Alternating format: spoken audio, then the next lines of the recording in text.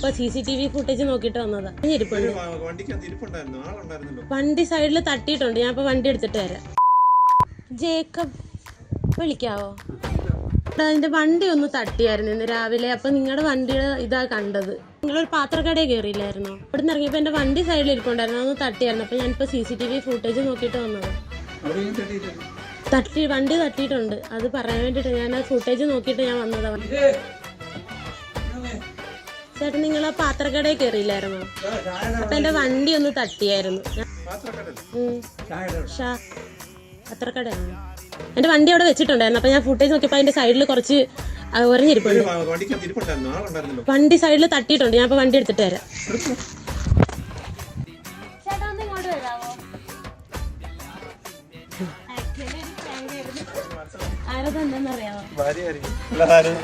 ഭാര്യയും മക്കളാണ്. പക്ഷെ ഈ പ്രാങ്ക് ഒപ്പിച്ചത് അരുൺ എന്ന് പറഞ്ഞ ചേട്ടനാണ്. ഇതില് പറയാനുണ്ടോ? ഒന്നും പറയാനില്ല.